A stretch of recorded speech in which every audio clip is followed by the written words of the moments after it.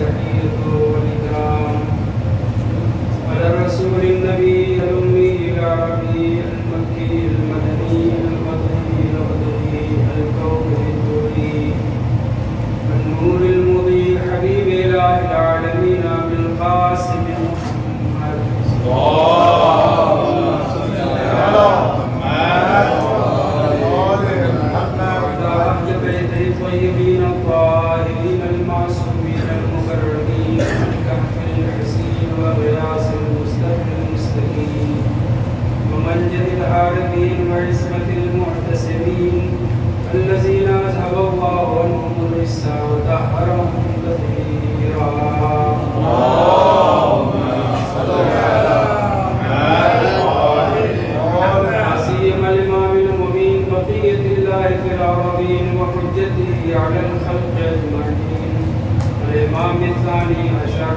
والحجة المهدي المنتظر صلوات الله وسلامه عليه ولعنة الله على أعدائهم ومنكري فضائلهم وعصمتهم وغاصبهم أجمعين من يومنا هذا إلى قيام يوم الدين أما بعد فقد قال مولانا أبو الحسن علي بن موسى الرضا عليه السلام كن محبا لآل محمد وإن كنت فاسقا وكن محبا لمحبيهم وإن كانوا فاسقين صلى الله عليه وسلم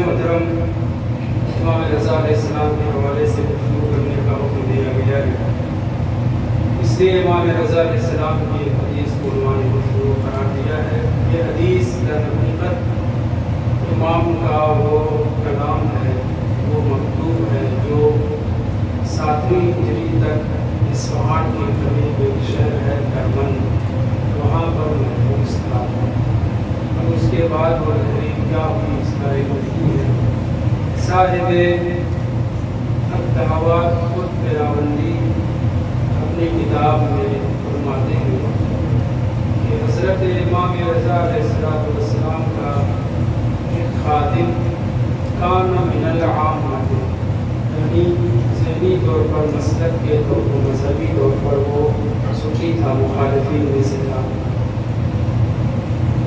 اسی شہر کا رہنے والا تھا کرمند کا جو اصفہان سے قریب شہر تھا یا ہے اور اس کا کام صرف یہ تھا کہ امام کی سواری کی دیکھ ریکھ کرتا تھا اور پانی کا انتظام کیا کرتا تھا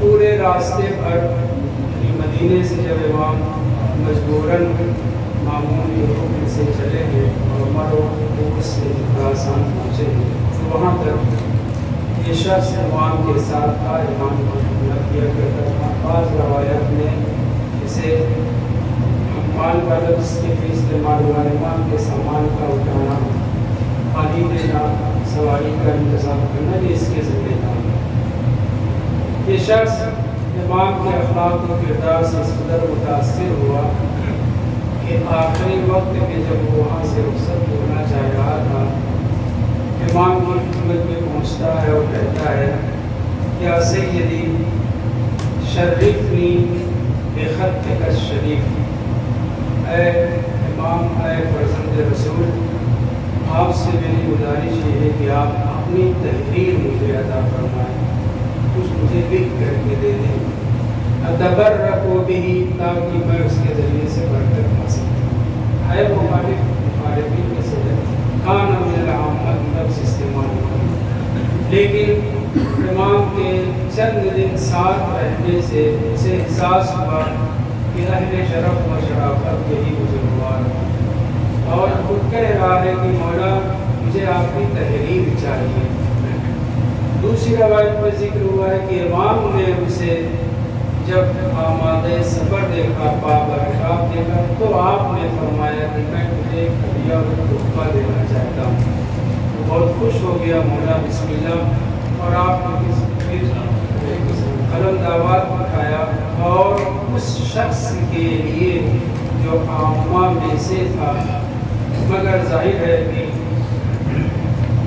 وہ آگے بڑھے گا اور لوگوں کو بیان کرے گا، اس لیے آپ نے قلم اور دعوات طلب کرنے کے بعد بس یہی 2 فقرے تحریر فرمائے، جس کو میں نے عنوان گفتگو قرار دیا۔ پہلا فقرہ بہت قابل توجہ ہے، دوسرا فقرہ اس سے بھی زیادہ قابل توجہ اور بہت زیادہ ہمارے لیے مبتلا بھی ہے۔ پہلا فقرہ یہ ہے، کن محبا لآل محمد علیہ السلام وَإِن كُنْتَ فَاسِقًا۔ دیکھو کچھ بھی ہو جائے، فساد، تباہی، شراب و شباب و جوا وغیرہ کسی بھی چیز میں کتنی بھی تباہی کے امور میں، فساد میں، گناہ میں مبتلا ہو جاؤ، دنیا کے اپنے علاقے کے سب سے بڑے گنڈے، سب سے بڑے تباہ کار انسان، مفسد عرض بن جاؤ، لیکن کن محبا لآل محمد، تب بھی اہل بیت کے چاہنے والے بنے رہو۔ بہت توجہ چاہتا ہوں، امام تبرکن ہدیتاً اپنے ایک ایسے چاہنے والے کو جو اپنا بھی نہیں ہے مگر بہرحال محبتاً اپنا ہے، اس سے تحریری طور پر اسے دے رہے ہیں اور کہہ رہے ہیں بے نمازی رہو، عمر بھر نماز نہ پڑھو، روزہ نہ رکھو، عمر بھر روزہ نہ رکھو، جتنے تباہی اور گناہ کے کام میں سب ارتکاب کرو، یہ اغراق کہلائے گا، یہ دھوکہ دینا کہلائے گا۔ امام معصوم اس طریقے سے نہیں کہہ سکتے، لیکن اس کے باوجود اس تحریر میں یہی ہے، کیا روزہ نہیں رکھتے مت رکھو، اس کی سزا ملے گی، نماز نہیں پڑھتے اس کی سزا ملے گی، دوسرے امور انجام نہیں دیتے جو واجبات ہیں، ان فرائض کو انجام نہیں دیتے، اس کی سزا ملے گی۔ اور اسی طریقے سے گناہوں کا ارتکاب کرنے پر خداوند متعال صرف فضل نہیں کرتا، وہ عادل بھی ہے، عدل و انصاف سے انجام دیتا ہے، لہٰذا گناہوں کی سزا تو ملے گی، الا یہ کہ اس کی تلافی ہو جائے، اس کا کفارہ انسان دے دے اور کسی طریقے سے اپنے آپ کو بچا لے، یا اہل بیت اسے اپنی شفاعت اور عنایت کے ذریعے بچا لے۔ توجہ چاہتا ہوں، کن محبا لآل محمد علیہ السلام، مگر تمہاری سب سے بڑی ذمہ داری یہ ہے کہ اہل بیت کے چاہنے والے بنے رہو۔ وَإِن كُنْتَ فَاسِقًا، اگرچہ تم فاسق ہو جاؤ، رہو ترجمہ کرو یا ہو جاؤ ترجمہ، فاسق رہو، ہر گناہ کرتے رہو، یہ نہیں کہ کرتے رہو، یہ نہیں امام نہیں کہہ رہے، نہیں، اگر کر رہے ہو اس سے پشیمانی ہو سکتی ہے، اس سے کفارہ ہو سکتا ہے، وہ سب انجام دو، لیکن ایک کام جسے نہیں چھوڑنا ہے وہ ہے محبت اہل بیت طاہرین علیہ السلام۔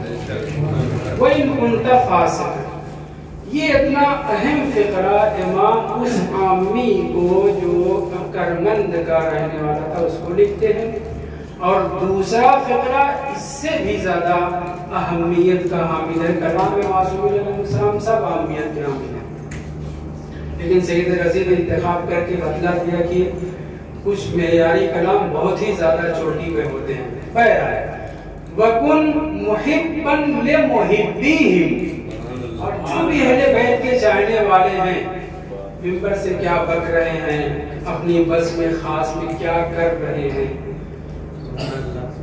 کن محبًا لِمُحِبِّهِمْ، اگر اہل بیت کا چاہنے والا ہے کیسا بھی ہے، کوئی فلم نہیں چھوٹتی، کوئی گناہ نہیں چھوٹتا، کوئی واجبات اسے انجام دینے کی توفیق نہیں ہوتی، لیکن آپ دیکھ رہے کہ 10 دن وہ آ کر کے ماتم کرتا ہے، زنجیر کرتا ہے، کمر کرتا ہے، خون بہاتا ہے، آنسو بہاتا ہے۔ کن محبا لمحبِّهِمْ، میں نہیں کہہ رہا ہوں، بلکہ اعتراض کرنا ہو تو امام کا کلام ہے، حوالہ میں نے آپ کے سامنے ذکر کر دیا۔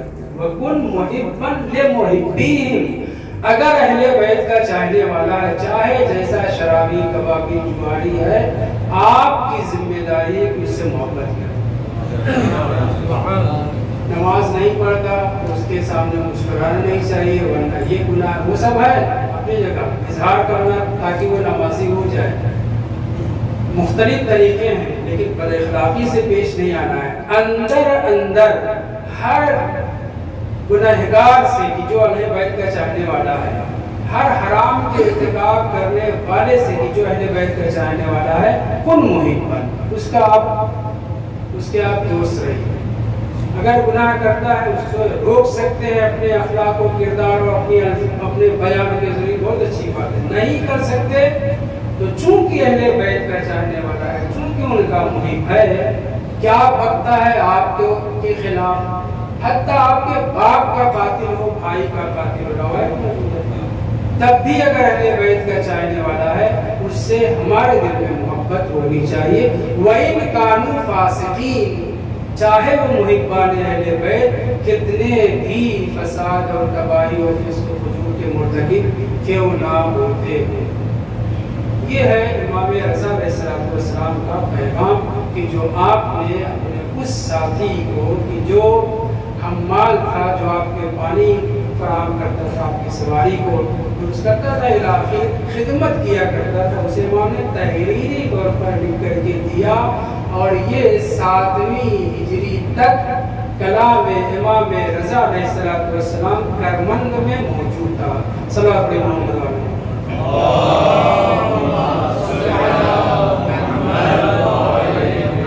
تو اہل بیت طاہرین علیہ السلام کا مطالبہ یہ ہے کہ اگر اہل بیت کے چاہنے والے ہیں، چاہے جیسے، چاہے جس شکل و صورت کے ہیں، چاہے جس تباہی و فساد اور اچھے برے کام انجام دیتے ہیں، اگر محب اہل بیت ہیں تو ہماری اولین ذمہ داری ان کی نسبت یہ ہے کہ ان سے محبت کریں۔ دلوں کا جھکانا ہمارا کام نہیں ہے، ہمارا کام ہے اپنے اخلاق و کردار سے ان کے وجود کا جھکانا، جیسے کہ حضرت ابراہیم نے کیا تھا۔ بہرحال یہ امام کا چاہنے والا اس تحریر کو خوشی خوشی لے کر کے پہنچا، اور پھر وہاں سے یہ کلام امام کا نشر ہوا، جو ہماری کتابوں میں، بہار میں بھی اور دیگر کتابوں میں موجود ہے۔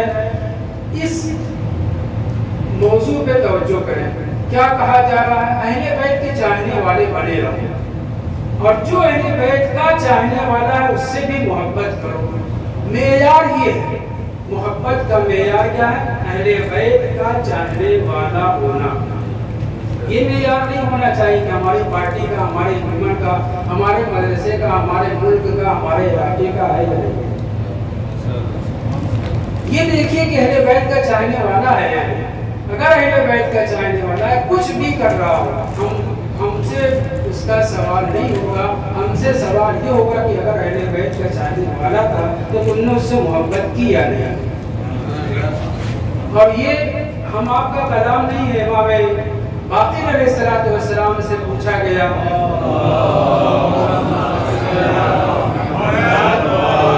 جواب میں ذکر کروں، فوراً امام نے کہا حل الدین الا الحب والبغض، محبت اور دشمنی کے علاوہ، تولا اور تبرہ کے علاوہ بھی کوئی دین ہے؟ دین کا نچوڑ تولا اور تبرہ ہے۔ محبان آل محمد سے، محبان خدا سے محبت کرنا، دشمنان آل محمد، دشمنان خدا سے نفرت و بیزاری کرنا۔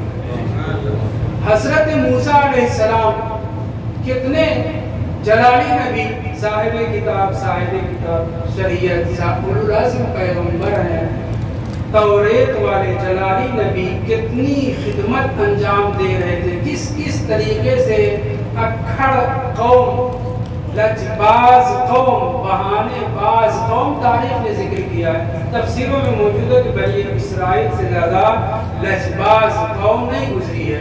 اس کے نبی ان سے خداوند خدا خطاب کرتا ہے، اے موسیٰ میرے لیے بھی کچھ کرتے ہو یا نہیں؟ باپ پالنے والے صلی تو لگا، سن تو لگا، زکے تو، آخر بہت سے کلمات انہوں نے استعمال کیے۔ حضرت موسیٰ العزم پیغمبر، سارے واجبات کے پابند، سارے گناہوں سے بچنے والے، یہی کیا بڑی، اس سے بڑی بات کیا ہو سکتی کہ صاحب کتاب و شریعت اور العزم نبی ہیں، ان سے خدا کہہ رہا ہے موسیٰ میرے لیے کیا کرتے ہو؟ باپ پالنے والے نماز تیرے لیے پڑھتا ہوں، روزہ تیرے لیے رکھتا ہوں، زکات تیرے لیے، سارے واجبات تیرے لیے انجام دیتا ہوں۔ آواز قدرت آئی، الصلاۃ برہان، نماز جو پڑھتے ہو یہ تمہارے مسلمان ہونے کی علامت ہے. ہم آپ بھی نماز پڑھتے ہیں, خدا کے اوپر احسان نہیں کرتے, ہم مسلمان ہیں, اس کی علامت ہے, یہ قرآن ہے, دلیل ہے. روزہ رکھتے ہو, جنت لکا, وہ تمہارے لیے سپر ہے, آتش جہنم سے بچانے کے لیے روزہ سپر ہے. اسی طریقے زکوٰۃ جو دیتے ہو یہ تمہارے مال اور اموال میں نشو و نما ترقی کا باعث ہے. اسی طریقے سے جو حضرت موسیٰ علیہ السلام نے بیان فرمایا تھا کہ پالنے والے, یہ بھی میں تیرے لیے کرتا ہوں, یہ بھی میں تیرے لیے کرتا ہوں. آواز بدلتا ہے, یہ اپنے لیے کرتے ہو, تمہارا اس میں فائدہ ہے, میرا کیا, میرے لیے کیا کرتے ہو. حضرت موسیٰ پریشان ہو گئے, پالنے والے, پھر تیرے لیے کیا کر سکتا ہوں وہ بتلا دے. آواز قدرت آئی, تو والے ولی و تبغض عدوی, میرے چاہنے والے, مجھ سے محبت کرنے والے سے محبت کرو, میرے دشمن سے دشمنی کرو. لفظوں کو بدل کر کے کہہ دوں, میرے اپنوں سے ولایت اور میرے دشمنوں سے تبرہ, یہ کل میرے لیے ہے. میرے لیے عمل یہ ہے کہ میرے محبوں سے, میرے چاہنے والوں سے محبت کرو, مجھ سے دشمنی کرنے والوں سے, عداوت کرنے والوں سے دشمنی رکھو. روایت کا فقرہ عبارت یاد نہ رہ گئی. جناب موسیٰ کہتے ہیں اس دن حضرت موسیٰ کو یہ احساس ہوا, نماز سے بھی پڑھ کر کے, روزے سے بھی پڑھ کر کے, زکوٰۃ سے بھی پڑھ کر کے, افضل اعمال اللہ کی نظر میں جو ہے وہ یہی تولا اور تبرہ ہے. برم اللہ نعرہ حیدری,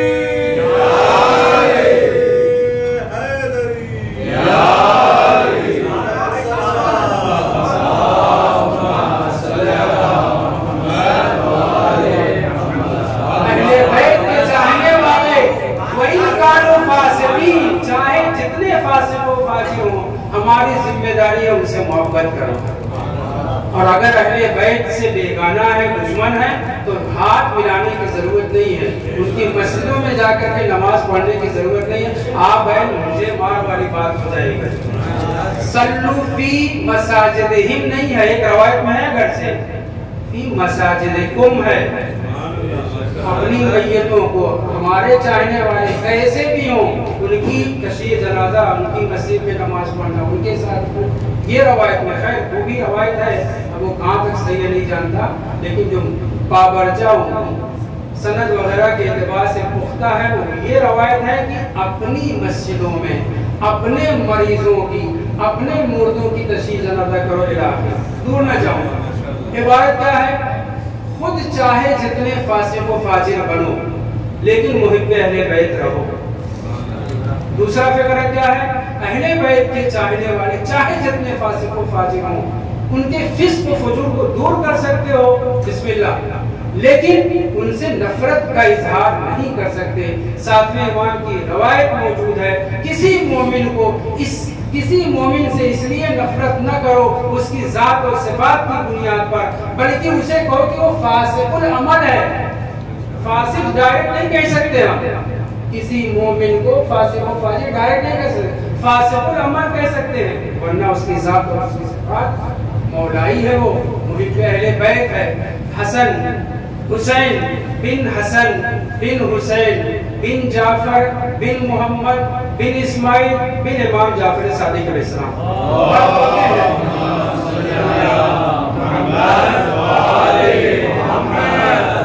امام صادق علیہ السلام کے پوتے کے پر پوتے ہیں.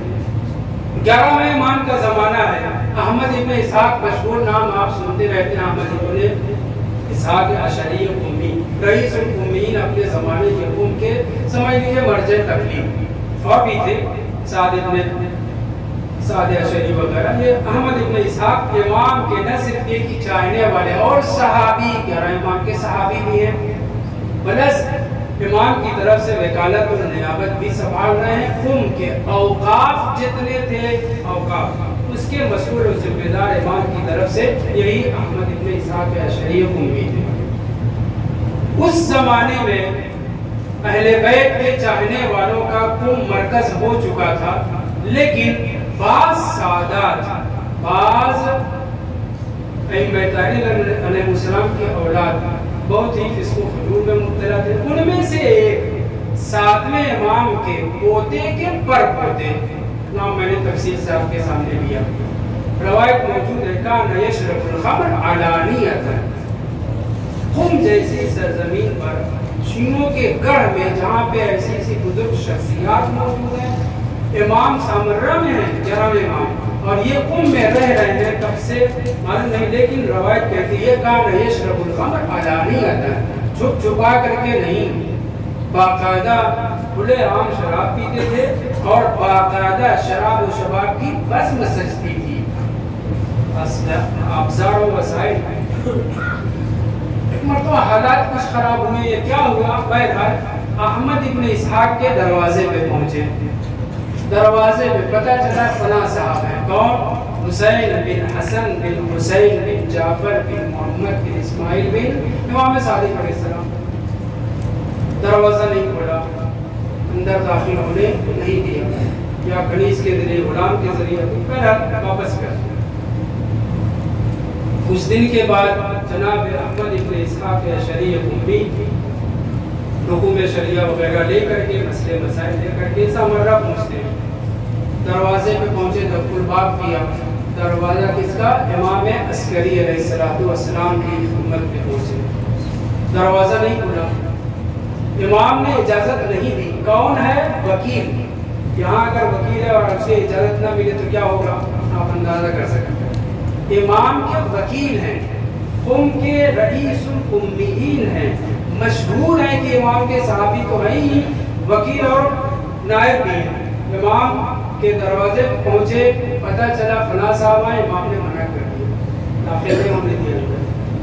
کتنی دیر تک یہ تو معلوم نہیں ہے، لیکن جب اجازت ملی امام کی خدمت میں پہنچے، سلام کرنے کے بعد رونا شروع کر دیا کہ مولا میں آپ کا صحابی ہوں. نہیں کہنا میں وکیل ہوں، میں آپ کا صحابی ہوں، میں آپ کا چاہنے والا ہوں.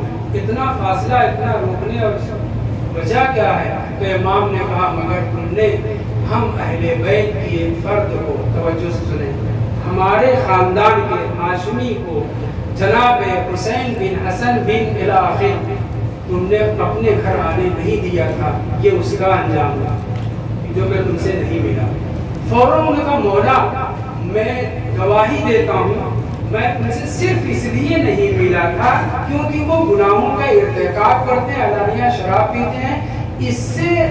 اس کو چھڑانے کا نیت پہ توجہ کریں. نیت میری یہ تھی، میں ان کی توہین نہیں کرنا چاہ رہا تھا یا ان کی ضرورت کو پورا نہیں کرنا، یہ مراد نہیں، بلکہ میں چاہتا تھا کہ اس گناہ کو چھوڑ دے، اس سے پشیمان ہو جائیں، اس لیے میں نے اپنے در پہ ان کو آنے نہیں دیا. امام نے کہا صحیح ہے کہ تمہاری یہی خواہش تھی، لیکن اس کے باوجود سنیے کلمات لا بد من اکرامہم و احترامہم. اگر اہل بیت کی فرد ہے، لفظوں کو خدا کی کلمہ، اگر سادات میں سے ہے، کیسا بھی ہو، آپ کی ذمہ داری احترام کرنا ہے. سادات کرام معذرت کے ساتھ، سادات کرام کی کسی بھی طریقے کیسا بھی گیا گزرا ہو، میں پہلے کا جو کوئی مومن ہو، محب اہل بیت ہو، اس سے محبت کرنا ہے. چھ جائے کی ضروریت رسول میں سے اولاد زہرا صلوات اللہ علیہ ہو. اپنے وکیل کو، اپنے صحابی کو امام نے دروازے پہ روک کر کے اور پھر یہ فرما کر کے لا بد من اکرامہم و احترامہم.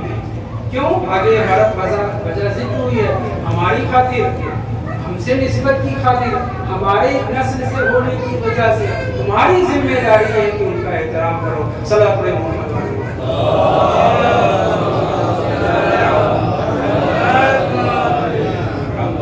تو امام رضا علیہ السلام نے کیا فرمایا کہ اگر اہل بیت کا چاہنے والا ہے، چاہے جیسا ہو. اب یہ بحث نہیں کہ شش امامی ہے، 8 امامی ہے، اگر اہل بیت کا چاہنے والا ہے، اس جہت سے کہ اہل بیت کا چاہنے والا ہے، ہمارے دل میں ہمدردی ہونی چاہیے. منحرف ہے، اس کا انحراف دور کرنے کی کوشش کرنی چاہیے. توجہ چاہتا ہوں، 8ویں امام کے زمانے میں واقفیت وجود میں آئی. کیوں؟ اس لیے کہ 2-4 40,000 70,000 30,000 दीनार रुपए ले करके बैठ गए थे इमाम के वकला, और फिर ये कह दिया कि सातवें इमाम शहीद नहीं हुए हैं, दुनिया से रुखसत नहीं हुए हैं, पर्दे गैब में चले जाएंगे, ज़ुहूर करेंगे। नतीजा क्या हुआ? 2 दिन की वजह से नतीजा एक पूरा गिरोह शियों में मुनहरिफ हो गया, और जिसे हम वाक़िफ़िया कहते हैं। रोज़े में अबैल असरी गुज़रे जिंदा भी है, बहुत अहम किताब है। तवज्जो चाहता हूँ, वक्फ का वजूद कहाँ से?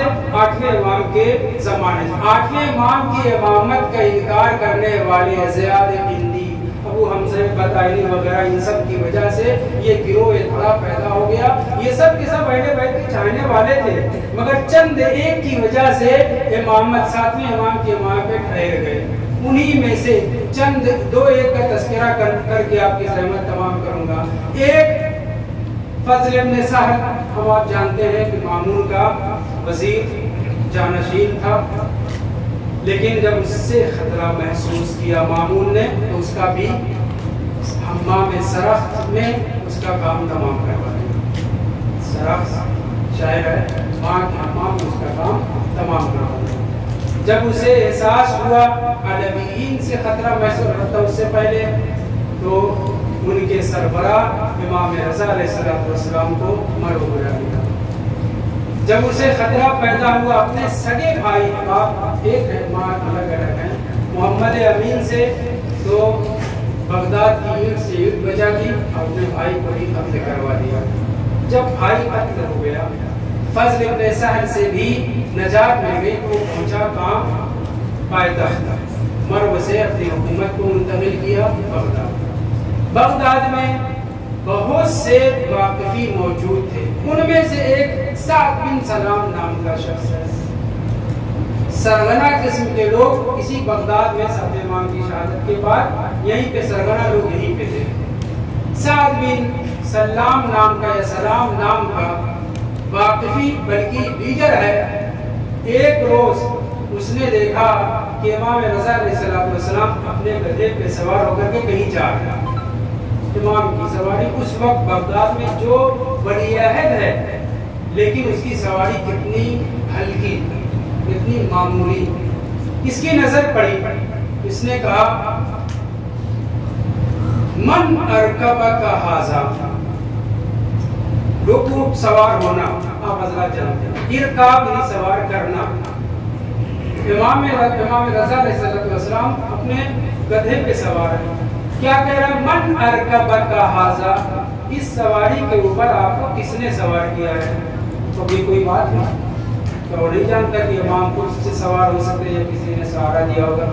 ये मुराद नहीं है, उस मलूम भी नहीं करने से कोई बात, नतीजा अच्छा है। साद बिन सलाम कहता है मन अरकबा का हाजा, आपको इस सवारी के ऊपर किसने सवार किया? ये सवारी गधे वाली सवारी मुराद नहीं है, बल्कि इमामत की सवारी पे आपको किसने सवार किया, ये उसका सवाल। वो ये कहना चाह रहा है कि इमाम आपके पितर बुजुर्गवार इस दुनिया से रुखसत हो गए, वो जिंदान में थे साल वलम यूसे इलैका, उन्होंने आपके पास इमामत की वसीयत नहीं की, आपने इद्दिआए इमामत कर दिया और आप अपने आप को इमाम कहते हैं। कैसे आप इमाम हैं? कैसे आपको इमाम माना जाए, जबकि इमाम मूसा कासिम अलैहिस्सलाम साल जिंदान में रहे और यहीं पे शहीद हो गए। उन्होंने कब आपको वसीयत की, कब आपको अपना जानशीन बनाया? बज़ाहिर सवाल मुनासिब लग रहा है। इसलिए जो कहा तक मन अरकबा का हाजा, इस घोड़े इस गधे पर किसने सवार किया, ये मुराद नहीं थी उसकी मुराद ये थी कि किसने आपको इमाम बनाया है। इमाम ने तो आपको वसी और जानशीन अपना वज़ाइफ नहीं बनाया, वो उसकी समझ थी। अब इसको इमाम क्या जवाब दे? और बाबर एकाब है, सवार सफर करना चाहते हैं। बस एक मर्तबा इमाम ने कहा, ऐसा ये बतलाओ मा दलालतुल इमाम इंदक, बहस करने की जरूरत नहीं। इमाम ने मेरे बाप ने मुझे वसीयत की या नहीं की, मुझे अपना जानशीन बनाया नहीं बनाया, कहूँ कि मसलन बनाया था तुम मसलन मानोगे नहीं, वाक़िफ़ी में से थे ये लोग। मौका मिल गया था इतने साल जिंदान में रहने की, बहुत से की समझ में आ गया था, बहुत से मुनारिफ हो गए थे। جلدی آگے بڑھتا ہوں. ما دلالت الامام عندک, تیرے نزدیک امام کی پہچان, برحق امام کون ہے, اس کے تمہارے پاس علامت نشانی کیا ہے, ایسی چیز جس کے ذریعے تم برحق امام کی شناخت کر سکو, تمہارے پاس کیا علامت ہے, کیا نشانی ہے. دوسرے لفظوں میں امام گویا اس سے جلدی مصداقاً پریکٹیکلی طور پر یہ چاہتے ہیں کہ اس سے پوچھ لیا جائے کہ امام کی علامت کیا ہے, امام کی نشانی کیا ہے, اور جلدی سے اس کا مسئلہ حل ہو جائے. جب امام نے سوال کیا تو اس نے 2 علامت بتائی, توجہ.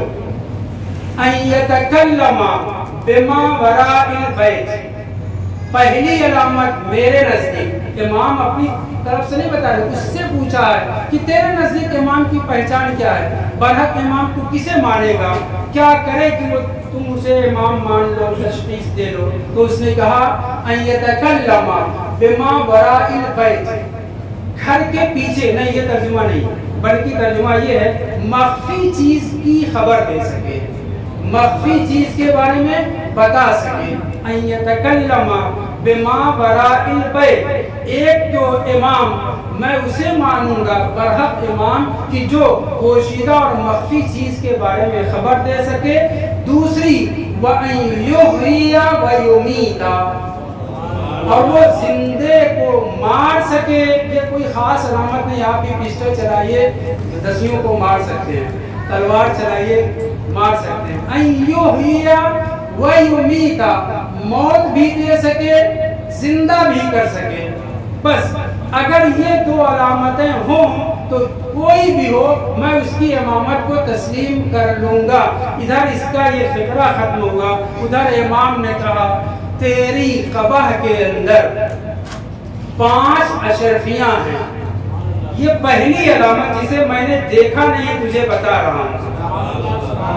بظاہر بہت ہلکی سی بات ہے, لیکن وہ کون ہے؟ فضل ابن سہل کے رشتہ داروں میں سے ہے. البتہ ایک روایت اور بھی ہے جو موقع نہیں میں اس کو پڑھ سکوں یہاں پر. پہلی علامت یہ ہے کہ تیری قبا کے اندر 5 سونے کے سکے ہیں, اشرفیاں ہیں.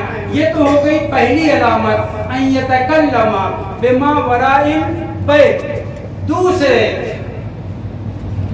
وَأَمَّا, دوسرا فقرہ, وَأَمَّا زَوْجَتُكَ فَإِنَّهَا مَاتَتْ مُنْذُ سَنَةٍ, اور تیری بیوی سال بھر پہلے مر چکی ہے. اس کا تم اقرار و اعتراف کرتے ہو؟ ہاں. میں یہاں پہ گڑبڑا گیا. یہ سعد بن سلام نے اس کا دوسرا واقعہ, یہ ابراہیم بن فضل ہے, فضل بن سہل کا بھائی ہے, ابراہیم بن فضل. دوسری علامت کیا تھی؟ ان یحیی و یمیت, زندہ کر سکے مار سکے, زندگی دے سکے موت دے سکے. امام نے فرمایا دوسری علامت تو نے یہ کہی ہے کہ وہ زندہ کو موت دے سکے, مرے ہوئے کو زندہ کر سکے. سن, تیری بیوی سال بھر پہلے مر چکی. کہاں؟ یقیناً مر چکی ہے. کہا ابھی جو میں تم سے کلام کر رہا ہوں میں نے تیری بیوی کو زندہ کر دیا ہے. جا اپنی بیوی کے پاس جا, میں نے تیری بیوی کو زندہ کر دیا ہے. کلام, گفتگو, خطاب ہے ابراہیم بن فضل سے. دل ہی دل میں امام کا ارادہ ہوا اس کی سال بھر پہلے مری ہوئی زوجہ کے زندہ کرنے کا. امام نے کوئی دعا نہیں کی, 2 رکعت نماز نہیں پڑھی, خدا سے اذن طلب نہیں کیا. کہہ رہے ہیں اس سے میں نے تیری بیوی کو زندہ کر دیا ہے. بس اتنا فقرہ سننا تھا کہ اس کے بند کانپنے لگے. ابراہیم بن فضل کے جوڑ کانپنے لگے, تھرتھرانے لگا, کانپنے لگا. آخر یہ امام کیا کہہ رہے ہیں؟ درہم و دینار کا بتلایا, اس کے اوپر کوئی ری ایکشن نہیں. لیکن جب یہ کہا کہ تیری بیوی جو سال بھر پہلے اقرار کیا ہاں سال بھر پہلے مر چکی ہے, اور جب امام نے یہ کہا کہ میں نے اسے زندہ کر دیا ہے تو یہ کانپنے لگا.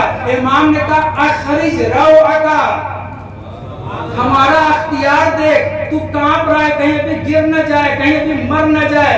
اپنے خوف کو اپنے دل سے نکال. जैसे ही इमाम के जबान पर ये कलाम आया, वो आदमी जो कांप करके गिरने वाला था बिल्कुल मुस्तकिल और सही हो गया और भागता हुआ घर पहुंचा। क्या देखता है कि ज़ौजा उसके घर में बैठी हुई है। सलाम अलैहि मोहम्मद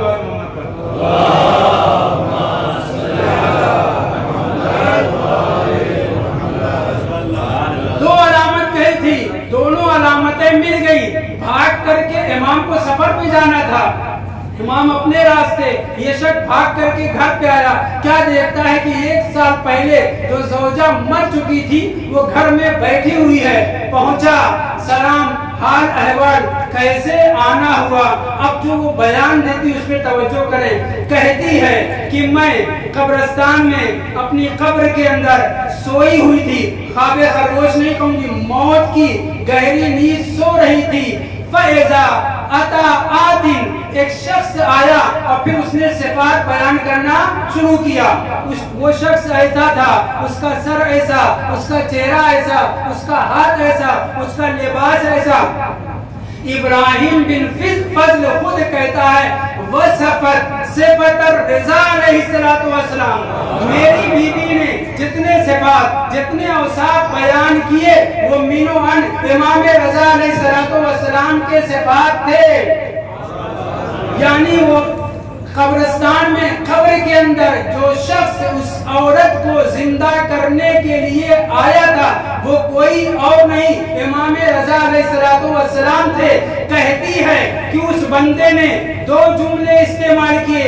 एक जुमला मुझसे खिताब करके ये कहा, या हाज़िही क़ूमी वर्जिई इला ज़ौजिके, ऐ औरत उठ, गोया सो रही है, ऐ औरत उठ और जा अपने शौहर के पास चली जा। एक फिक्रा ये और दूसरा फिक्रा ये था, व इन्नके सतुरज़क़ीना बादल मौते वलदन, और तुम मरने के बाद 1 साल मुर्दा कब्र में दफन हो जाने के बाद जिस्म भूल गया होगा यकीनन, लेकिन इमाम ने उसे हयात दी और ख्वाब में और उसी कब्रिस्तान में कब्र के अंदर उस औरत से खिताब करके कह रहे हैं, वसतुरज़क़ीना बादल मौते वलदन, और तुझे मरने के बाद जिंदगी मिलेगी और जिंदगी में अता कर रहा हूँ और जिंदगी के बाद तुझे औलाद भी होगी। इब्राहिम बिन फजल कहते हैं कि न सिर्फ ये कि मौला ने 2 अलामत के जरिए मुझे हिदायत याफ्ता बना दिया, बल्कि मुझे दोबारा शरीक हयात के साथ खुशगवार जिंदगी भी मिली और साल भर के बाद अल्लाह ने मुझे औलाद भी अता की।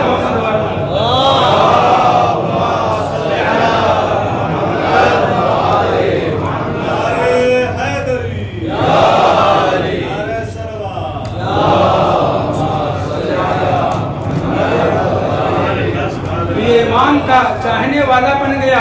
जबकि फिक्र क्या थी, ला तस्लहु लिल इमामते फइन्न अबाहु लम यूसे इलैहि, ये इमामत की सलाहियत ही नहीं रखते। अली इब्न मूसा रज़ा इमाम ने इमामत की सलाहियत नहीं रखते। क्यों? इसलिए कि साल उनके बाप जिंदा में थे। कब वसीयत की, कब अपना जानशीन बनाया, कब उन्हें अपनी इमामत का मनसब सौंपा, लिहाजा इमाम नहीं है।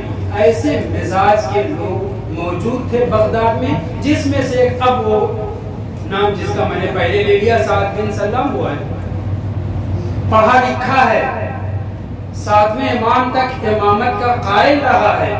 ये कहता है हम 10 लोग पहुंचे जब इमाम बगदाद तशरीफ लाए, 10 लोग पहुंचे इमाम की खिदमत में और हमने इमामत के ऊपर गुफ्तगू करना शुरू कर दी। गुफ्तगू नहीं, झगड़ रहे थे, निज़ा कर रहे थे। आप इमाम नहीं हैं, आपको वसीयत नहीं की, इमाम ने आपको अपना जानशीन नहीं बनाया, लिहाजा आप इमाम नहीं है। और मूसा इब्न जाफर अलैहिस्सलाम इस दुनिया से रुखसत ही नहीं हुए हैं, पर्दे गैब में चले गए, उन्हें शहीद नहीं किया गया है। जबकि दुश्मनों के जरिए से जनाजा तशरीह हुआ, हाज़िही इमाम राफिज़ा करके ऐलान जनाजे पे किया गया। इतनी शोहरत, ईसा जो अब्बासी था वो लोग सब के सब शरीक हुए जनाजे में, लेकिन इसके बावजूद उसी बगदाद में, उसी इलाके में जहाँ पे इमाम को इस तरीके से बहुत ही एहतिशाम के ساتھ دفن کیا گیا.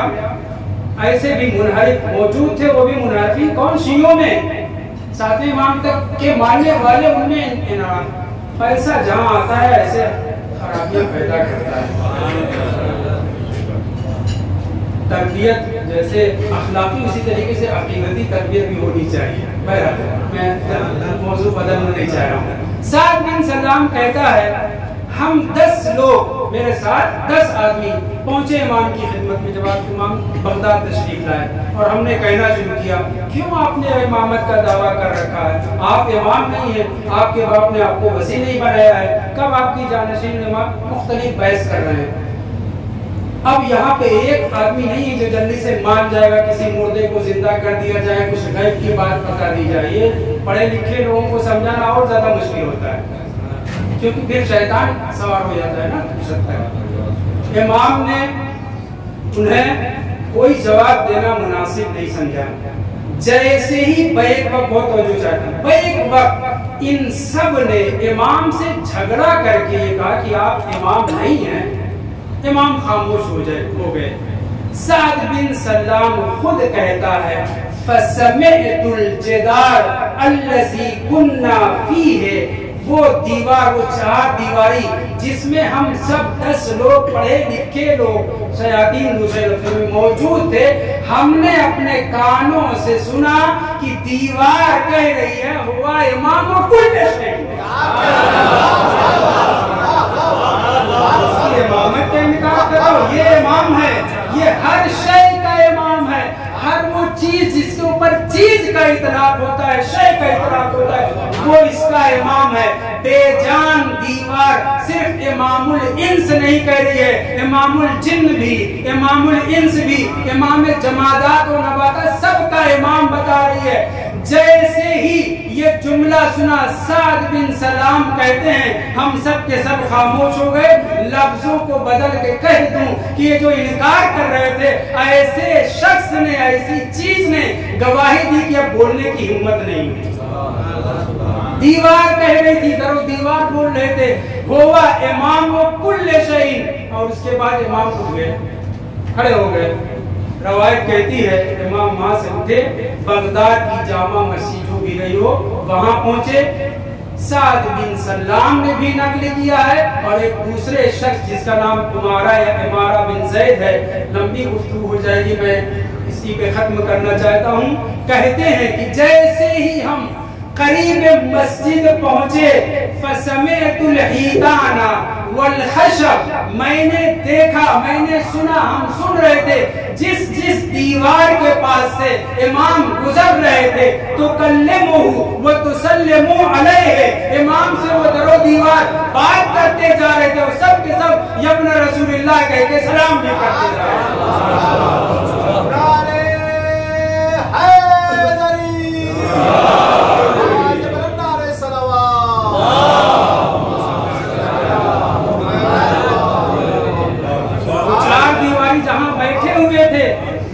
انہوں نے تو سنا ہی, اور جب امام مسجد میں تشریف لائے تو مسجد کی ہر دیوار جس کے پاس سے گزرے, والخشب, خشب سے مراد یہاں پہ جو ہے لوہا کہا جاتا ہے, وہی تختہ وغیرہ مراد در و دیوار اور دروازے اور کھڑکیاں ہیں. جس دروازے سے, جس کھڑکی کے پاس سے امام گزرے, نہ صرف یہ کہ وہ سلام کرتے تھے بلکہ امام سے باتیں کر رہے تھے. یہ وہ موقع تھا جہاں پہ دلیل قائم کر کے امامت ثابت نہیں کرنا تھا, بلکہ معجزات دکھلا کر کے امامت کا لوہا منوانا تھا. در و دیوار نے امام کی امامت کی گواہی دی. انہی لوگوں میں سے ایک شخص عمارہ ابن زید یہ اب جا کر کے اپنے کسی شخص سے بیان کرتا ہے تو وہ پلٹ کر کے پوچھتا ہے کوئی اور بھی تھا؟ جو آپ نے سنا ہے کوئی اور بھی تھا, کیونکہ اس نے ایک لفظ کا اور اضافہ کیا ہے, وہ تاریخ میں ذکر ہوا ہے, الخرائج میں, مدینہ المعاجز میں, بحار النوار میں. یہ کہتے ہیں امام نے نماز پڑھائی, نماز پڑھنے کے بعد جیسے ہی امام ممبر سے قریب پہنچے, ممبر نے بھی امام کو سلام کیا. منبر نے بھی امام سے گفتگو کی. بس یہ جملہ سننا تھا. عمارہ سے وہ شخص سے بیان کر رہے تھے, اس نے کہا جناب یہ آپ کے ساتھ اور بھی کوئی تھا کہ جو یہ گواہی دے سکے کہ منبر بھی بولا تھا؟ در و دیوار کی بات نہیں ہے, منبر نے بھی کلام کیا ہے. کوئی دلیل کوئی اور بھی آپ کے ساتھ تھا؟ تو وہ بندہ عمارہ بن زید قسم کھا کر کے کہہ رہا ہے کہ امام رضا علیہ السلام کو مامون ملعون نے کبھی اکیلا چھوڑا ہی نہیں. جاسوسوں, سربازوں اور حراس کا گھیرا رہتا تھا کیونکہ امام کے اوپر حملہ ہو چکا تھا. اس کے بعد یہ حراس صرف بچانے کے لیے نہیں بلکہ امام کے حرکات و سکنات پر نظر رکھنے کے لیے, جاسوسی کرنے کے لیے تعینات ہوئے تھے. وہ کہتا ہے میں صرف نہیں تھا, من حشم ہی یسمعون ذالک عبارت طولانی ہے, میں صرف نہیں تھا, میرے ساتھ مسجد میں سارے نمازی بھی, امام کے چاہنے والے بھی, اور وہ نوکر چاکر بھی جو مامون نے بطور جاسوس امام کے اوپر لگا رکھے تھے, ان سب نے سنا ہے کہ جیسے ہی امام منبر کے قریب پہنچے منبر نے گفتگو بھی مولا کو سلام بھی کیا. صلی اللہ علیہ محمد و محمد.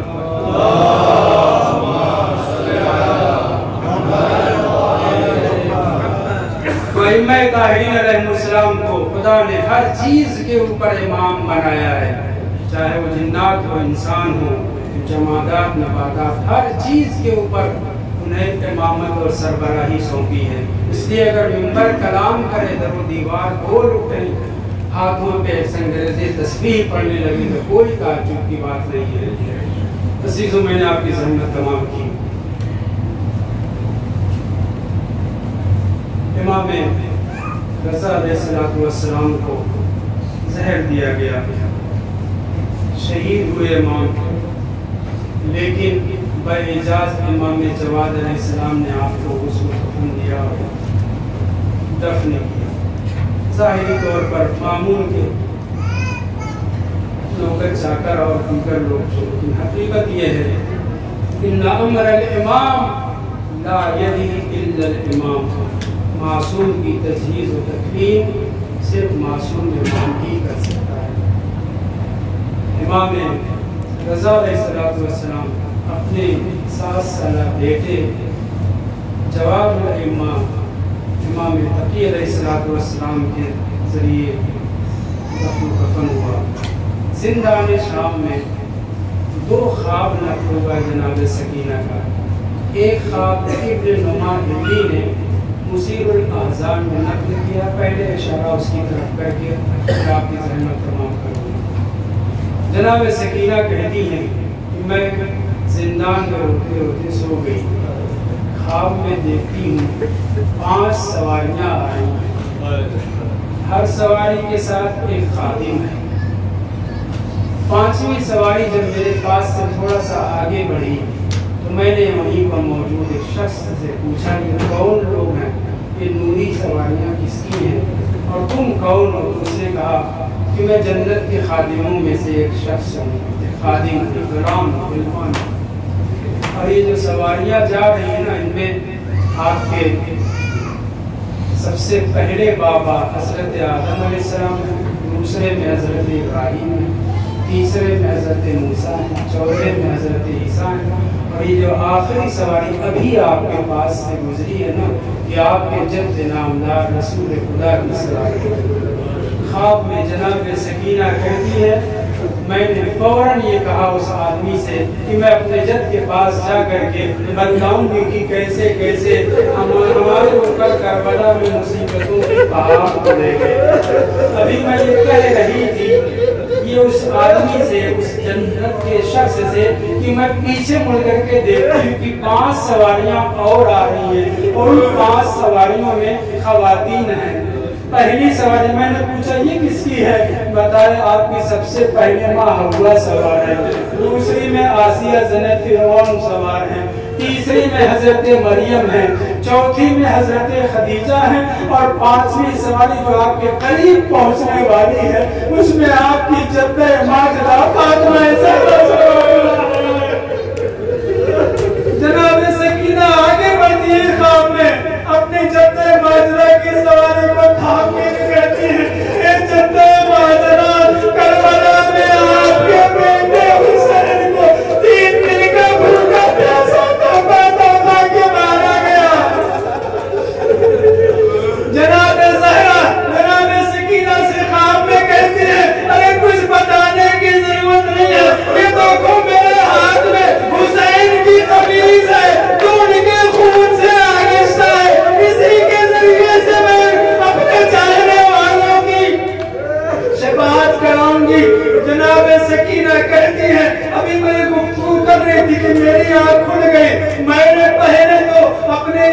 को छुपाना चाहा। इब्न नुमाहिली ने लिखा है, लेकिन फिर जनाब सकीना को बताना पड़ा, पूरी तफसीलात बयान की। ये वो पहला ख्वाब है जिसे इब्न नुमाहिली ने मुसीरुल अहज़ाब में लिखा है।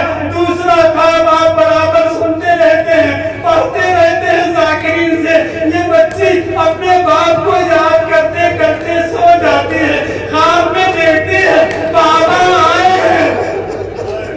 सकीना बहुत दिन हो गया बिछड़े हुए, आप मेरे पास आ जाओ।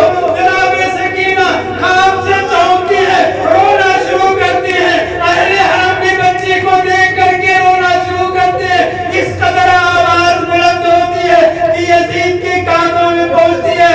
पूछता है, पूरा माजरा आपकी निगाहों के सामने है। सर पहुंचता है जिंदान में, लेकिन कैफियत क्या है? एक खान में सर रखा हुआ है और सर के ऊपर खान पोश ढका हुआ है। जनाब सकीना कहती है, इन्नी तलबतु अभी वलम अतलुब अत्ताम, मैं तो अपने बाबा का मुतालबा कर रही थी। मेरे लिए खाना क्यों लेके आए हो? मुझे खाने की जरूरत नहीं, मुझे मेरा बाबा चाहिए। उस लाने वाले ने कहा, अरे खान पोश को हटाओ। अब जो खान पोश हटाया, सकीना ने अपने बाप का कटा हुआ सर लिया, सीने से लगाया। हे बाबा, किसने मुझे यतीम कर दिया? हे बाबा, किसने आपके सरोवर में जुदाई कर दी? फरियाद करती रहती है। और उसके बाद रवायत का फितरा है, आखिर बहुत देर तक रोने के बाद जनाब सकीना झुकी, रुखसार का पोसा नहीं लिया। इबारत ये है, वज़अत फमहा अला फमिल हुसैन मज़लूम शहीद। जनाब सकीना ने अपने लबों को इमाम हुसैन अलैहिस्सलाम के लबों पे रख करके रोना शुरू किया, यहाँ तक कि बेहोश हो गई। अहले हरम समझे कि सकीना बेहोश हो गई है। सैयद सज्जाद आगे बढ़े, हरकत दी, एक मर्तबा खिताब किया, हे फूफी अम्मा, मेरी बहन भी इस दुनिया से रुखसत हो गई। हाँ अज़ीज़ों, जनाब सैयद सज्जाद ने और जनाब ज़ैनब ने जनाब सकीना को गुस्ल कफन देना चाहा, लेकिन मुमकिन नहीं था। गस्साला को बुलाया गया, गस्साला लाश के पास गई। हालत देखने के बाद जनाब ज़ैनब से कहती है, ए बेटी, आपकी बच्ची को क्या बीमारी थी? कहा क्या बात है? कहा जिस्म से लिबास इस तरह चिपका हुआ है कि छूट नहीं रहा है। जनाब ज़ैनब तरफ गई, मेरी बच्ची को कोई बीमारी नहीं थी। जब सकीना कई मर्तबा पुश्त से, ऊंट की पुश्त से गिरी है, एक मर्तबा जालिमों ने जनाब सकीना को ऊंट के ऊपर लेटा करके रस्सियों से बांध दिया था। ऊंट चलता था, कोहान से लगन पड़ती थी, मेरी बच्ची का सीना चलती हो गया था, इसीलिए लिबास चिपक गया था। लाशा तैयार हुआ। सैयद सज्जाद अपने हाथों को हथकड़ी और बेड़ी को संभाल करके नन्हे से लाशे को उठा करके कब्र के पास आते हैं। जैसे ही कब्र के सुपुर्द करना चाहते हैं, दो हाथ नमूदार हुए जो शबीह हुसैन अलैहिस्सलाम थे। जनाब सैयद सज्जाद लाशे को देते हुए कहते, हे बाबा, सैयद सज्जाद को माफ कीजिएगा। जब 10 मुहर्रम को आपने ये अमानत हमारे सुपुर्द की थी, तो ये नकली नहीं, तब सकीना आपको हमारे सीना से